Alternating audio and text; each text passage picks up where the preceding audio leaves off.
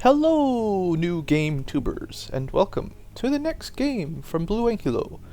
This time it's something completely different from what I've been doing in the past.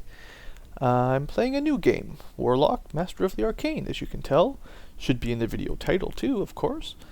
Made by Paradox, so it's one of those, if you know them, it's one of their games. Fairly typical 4X kind of. Reminds me of some of the old, probably everyone compares it to Master of Magic and Battle for Orion or however all those, all those old games, whatever they were called back then, with modern graphics and stuff. So I'm going to be playing a different game, and we'll see how this works for Let's Playing. I haven't played this one too much, just a little bit to get a feel for it, and because I'm enjoying it so much, I think, hey, why not? I'll make a Let's Play for it. So a little bit different for me than my previous games, so we'll see how it goes. Should be fun. I think I'm going to play on the hardest difficulty, just for making sure it's entertaining, so it's not too easy for the YouTubes. And let's see, config settings, I don't want to mess with them too much. Generally, if you make the game size, or the world size too big, they kind of drag on and on. There's kind of a point at which you know you're going to win, and it just takes forever to clean up. That's what I usually find. So I'm going to leave it at, I guess, large. It should be okay. And I don't know exactly how these change everything. Obviously islands or continents, but that's probably no water and maybe one continent. I don't know what the difference is there. Something. I'll just leave it at normal. I'll put on as many rivals as I can. I don't know if that's going to make it harder or what, but hey, why not? And more worlds, because the alternate worlds are kind of cool. It's a neat addition to the game. I'm kind of enjoying it. So now we need to create our wizard. We're going to make a custom wizard. And the first game I played through was with the human race. There's only 3 races, unfortunately, but they're quite a lot different, so I'm going to pick, well, there's quite a lot of people to choose from. I don't want to read through all this stuff, it's just going to take forever. But there's humans with general human-y kind of wizards, and then there's undead, a couple undead people, and some monsters, that's the other race. And we're going to go with undead, I believe. Now you could pick whichever, like you can customize it so you can do it however you feel like it, really. You can pick any picture to go with that, so no big deal. But I'm going to play undead, and I'm going to be blue, of course. No way other way to go. And I don't know, that guy seems like a pretty cool picture, so we'll go with that guy. Rajak, actually no, we're going to change that, because it's me, Blue Ankylo. And so you get some points to customize your wizard. 10 points, and you can see everything costs different amounts. We're going to start with one of the religious favors, a favor of a different god. I have no idea what they all do. Agrella is like the holy one, like the good knights. I think Doros is like law or something. I can't remember. There's all kinds of different ones. I'm going to go with Lunord this time, because I think that goes for kind of with the undead a little bit. And then I'm not going to worry about spells. I think I'm going to go with archmage. One of the biggest limiting factors I've found so far is how fast you can cast spells. Eventually you end up with lots of gold and mana and stuff, but you just can't cast very much, so that should help, and that uses up all our points, so hey, why not? That'll work. So, let's continue. We'll start a game. Oh boy. So yeah, we'll see how this works. Hopefully my YouTube subscribers and anyone else who wanders by this video can get some enjoyment out of it. It's a little bit different for me, but I'm certainly enjoying this game. I was very pleasantly surprised by this game. I wasn't sure if it was going to be all that good, because it's kind of a Civilization 5 copy, almost. I don't want to say, but it's very, very similar. But, hey, it's got fantasy and magic and monsters, so I'll just spend a little bit of time going over the interface, just in case you don't know what this game's like. You've got your gold, how much you've got, how much you're making per turn. You can see the breakdown as you get more towns. Your food doesn't really have a pool like gold does. It's just positive or negative, and any excess goes to your gold. And if it's not positive, your city growth suffers. Mana has a pool, and there's upkeep, like your amount per turn. Research is very, very straightforward, not nearly as complicated as some other of these sorts of games. You just, you know, make buildings, get more research. That little button takes you to your capital. This is your research panel. Not a whole lot to do on the research. You just got 5 spells, and I'm not sure if there's any difference if you always research the same corner of the little pentagon, but I don't know. So we do need to select a spell to research first. Now, Reconstruction is probably good for while we're playing the Undead, because that will heal Undead units. So that might be good. I don't know. Sure, let's go for it. It's going to take 10 turns, so it's going to take a while. And then this is your spell casting page. And there's all kinds of sorting things, but for now we only got 1 spell. So this is our God spell, or whatever it's called. It only works because we have reputation with Lunord, and I'll show you what that is in a minute. So this one casts haste, and that looks cool. You can see more information here if you right-click it. How long to cast, how much it costs. Haste is pretty good, makes you guys move further, and upkeep, you know, no big deal. Pretty straightforward. It's kind of like very similar to Civilization, but it's got a few more aspects thrown in there.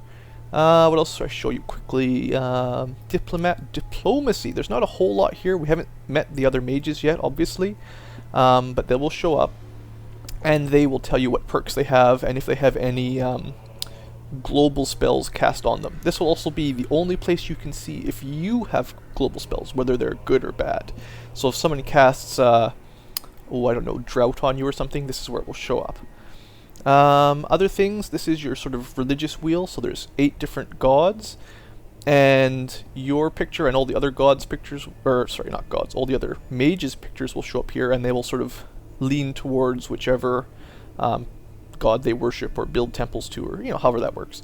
Also, the person opposite gets very negative points, and the closer they are on the wheel, the more sort of similar, so Grumgog likes us a little bit, Lunord likes us a fair bit, and then Fervus likes us a little bit too.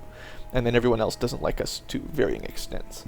So that's all that is. You'll also be able to see, I'll show you later, but you can see what the other mages are casting at the moment. So that's cool. Not quite as in-depth as I would have liked, but it's better than nothing. Eventually we'll be able to go to the different worlds once we've found them here, so that's cool. I'm not going to worry about settings, and that's about it. So, like most of these games, the first X is, what, exploration, probably? So we're gonna explore, and I don't know if I like our starting spot all that much. We've got mountains that are impassable over here, so that's not very nice. Oh, I guess I could show you my units, too, very briefly. I've got some skeleton archers, which have just 7 attack power with 2 range. And you can see more information and some actually fairly interesting, sometimes funny lore, if you want to read it. All skeletons have good missile resistance, as far as I know, and because they're dead, they're immune to death magic, so that's pretty standard. That kind of stuff doesn't matter early on too much, but 15 hit points and all that. It's more complicated combat system than Civ, if that's what you're used to. So let's get our exploring on. That's a resource, so maybe we'll make a town over there or something, we'll see. We get little, on the right side here is where it gives you sort of details on new information on what you can do and stuff. So we'll check out our town screen here. Over here is what you can build, what you can recruit, and you can do both at the same time. And building is free. It actually doesn't cost anything. You just need to have the correct population, which is that number there. So we've got 4 people in there right now, and 1, 2, 3 buildings, and a 4th one that we can build right now. That's kind of how that works. We also have a resource. We have some silver right next to our capital, which means it might be a good idea to build a special resource, like a silver mine or a laboratorium. And I believe undead tend to be mana focused. The humans are kind of gold focused, and the monsters are food focused, as far as I remember. So that's probably a good idea. Although getting more different kinds of units is a good priority early game too, I believe. But we'll do that, and we'll bring maybe some more skeleton warriors. So at least we got some stuff going. We've got a bit of gold to start with, so we might as well get a few units. And I believe that's all we can do for one turn, so that's how it goes, and we'll just get to it. So, hey, let's play our game. So there's some cockroaches over there, and we can shoot them. So I'll show you the animations. It's actually quite nice looking. I like the visuals in this game. It's quite cool. Some donkeys over there. Yeah, unfortunately, this is actually not a very good starting position. There's not a whole lot of area to expand. So, and then we'll do a melee. Actually, that's not very good. You can see the outcome is we're about to do 4 damage, and they would do 7 damage. That's not very good, actually. It'd be smarter if we waited for them to attack us, I think, because we're on a hill. I don't know how all that stuff works. The first few turns will go pretty quick. So we'll just keep moving on, moving on. Go skeletons, kill them all. Hey, good job, skeletons. You can see 3 for 3 movement and walking. You're affected by all kinds of different hills generally take 2 movement points to move across, and plains are just 1, I believe, so that's pretty standard. And we've defeated the cockroaches, and there was also a breeding spot where they would have continued to spawn, so we get some money for clearing that. So that's kind of like the barbarians or whatever it was, so no big deal there, nothing too new. Poing poing goes the skeleton archers, slowly dwindling down or piddling down, some word. I'm good with words, you can tell. And we've got, recruitment is complete, so we've got some more skeletons. I like skeletons. And we can now recruit settlers, skeleton settlers, to expand. That happens now that our area of influence is bigger, once you hit size 5. Actually, I'll show you how that works too, just quickly here. In the bottom left, it says your capital, and it shows you your growth. Every 1,000, you get a new person. So that's pretty easy. It also shows you how much you're making specifically for all your different resources here too. And now we can make settlers. So that's... I'm going to make one more... How much money? Yeah, I'm going to make one more archer first, and you can queue up lots of stuff on that side, so that's always good too. And then we'll start expanding.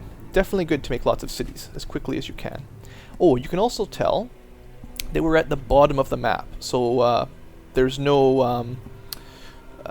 the world will wrap around to the left and right, but up and down there's just an imaginary wall that we can't get through. That's just the way the game works, so deal with it, I guess. Alright, so another turn. So far nothing too exciting, but we'll see how that goes. Skeletons are busy pew-pewing away at the cockroaches. I like to skip a lot of the stuff, the animations, just to keep the game going fairly quickly, but especially for the YouTubes and the Let's Play, I will show some of these more often than I might normally. But there we go. Got some money. Another weird little area. I'm going to probably put a town here so I can get those donkeys, but lots of water, and I don't think... There's probably nothing you can build on water as far as I know. And you can't build or travel through mountains unless you can fly, I guess. So we're kind of in an awkward starting spot. That's some more silver there, so that's not too bad. Lots of nice resources around. We finished constructing our laboratorium, so our mana has gone up, which is good because every time we recruit one of these skeletons, we're paying upkeep, gold, and mana for them. So we also can build a new building. Woohoo! For skeletons, I don't know what's a good thing to build. Let's see. Smithy gives them more armor. Perks. We'll go over perks once I get some. I'm not sure if that's what I want to build just yet. More gold would be nice. Harbor. We might need a harbor fairly quickly, actually, so we can start exploring the water. I don't know. Bat Fort. This is what unlocks, I think, or maybe it's the smithy. One of those gives us more military units. And food isn't that big of a deal for undead, of course, because we're dead. I'll go with a harbor. Also has to be placed beside the water. That kind of makes sense. Oh, also a good thing to note, if you're planning out your construction, is whenever you build a building, it counts as a road. So it's half a movement point to move across a building, I believe. So you don't actually build workers that go manipulate the terrain. You just do that, build buildings. So it's a good idea to put your towns fairly close together, actually, so that you can travel quickly.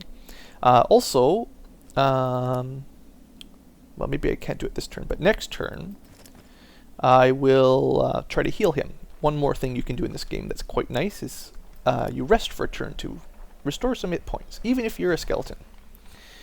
Alright, So this little symbol means you've got idle units and then the new unit. So let's go explore over this direction. You can of course queue up travel points and all that stuff, pretty standard. And I want to keep these guys at full health because I don't want to lose my units. So they just gain 7 hit points just for resting a turn, and they gain it immediately. And that's really cool, actually. I like that. That's good ability. This isn't looking good. Mountain, mountain, mountain. We can't even go that way. I guess it's pretty defensive, but not really good for expansion. So I've kind of recruited more units than I need to. Now, one thing is good is I think once I've built this harbor, I'll be able to start sending my units across the water in little puny boats that can get shot down easily, but that'll be fun. So I'm glad I built that harbor, or started anyway. I do need a lot more mana to start casting spells. We'll get there. Yeah, we'll see how this game goes. If I die horribly, that might be exciting for the YouTubes anyway. Plains and hills. Well, let's keep exploring. There are some goblin spearmen over here, so they are not too strong. Probably pretty equivalent to my skeleton warriors. They're like the basic monster unit, I think. Melee unit, just like skeletons are my basic unit. And seeing as they already are injured a little bit, we should come out on top. Might as well heal these guys up a little bit. I don't like to use units. I don't like to lose units. Say that 10 times fast. Alright, continuing on. Yeah, this game is pretty cool, actually. I'm having a lot of fun. And look at that. 7/7's pretty even trade, I guess. I'd like to have that spell so I could heal my guys. That would help, actually. Now, I could defend them and get an even higher defensive bonus. And we are on hills, so I think you get some defensive bonus for that. I'll go over some of that stuff later on. For now, it's all good. So now we can recruit a Caravelus? I don't know. And Hogwoods. Oh yeah, you can rename your cities, of course, so that's cool too. Let's call it, what's a good town? Blue Town. Yep, perfect. So we've built our harbor. We're making a little bit of money from it, which is good. And now we can recruit these guys, but they're pretty expensive. 100 gold. I don't think I can afford that right now.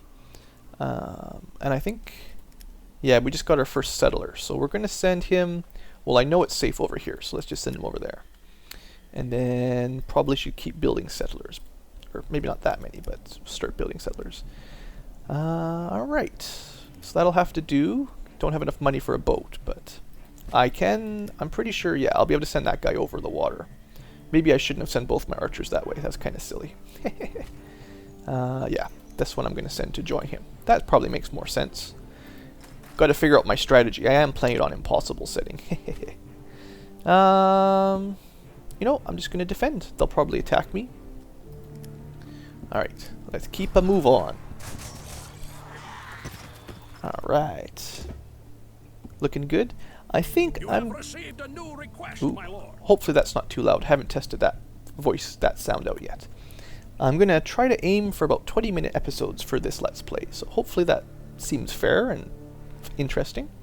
So we get quests. Yeah, that's cool. The quests show up here, and the first quest... Oh, this sucks. Stupid game. The quest is build a harbor, and we got it like, what was that, 2 turns or something right after we already built one.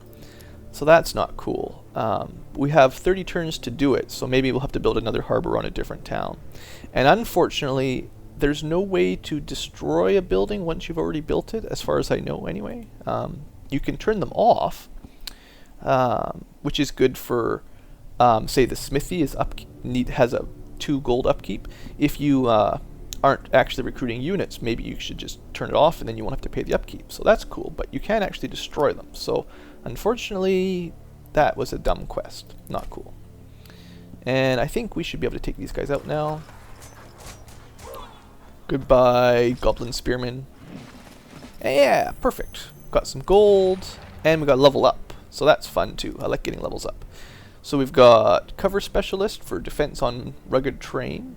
Power, always good. And melee defense. Now I think skeleton warriors have no melee defense and 75 missile defense, which you can see the percentage of damage it changes if you're interested.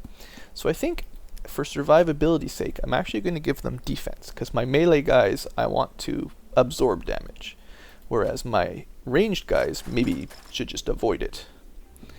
There are some wild ratmen. Kill them. Good job, archers.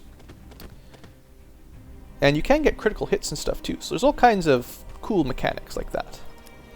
And we'll put our first, turn him into a boat. When you're a boat, you have 10 hit points, and that's it. You can attack, but you're pretty puny.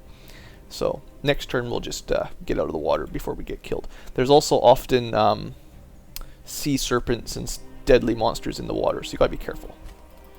Although I think I'm gonna try to loot that shipwreck. You can see kind of here there's another thing to loot. We're gonna try to gather all that stuff up for gold. So anyway, I believe this is a good wrapping up point for the first episode of Let's Play Warlock, Master of the Arcane. I hope this is interesting and makes a good Let's Play, because I'm having a lot of fun playing it, and I hope you guys can enjoy it too. So thanks for watching, have a great day.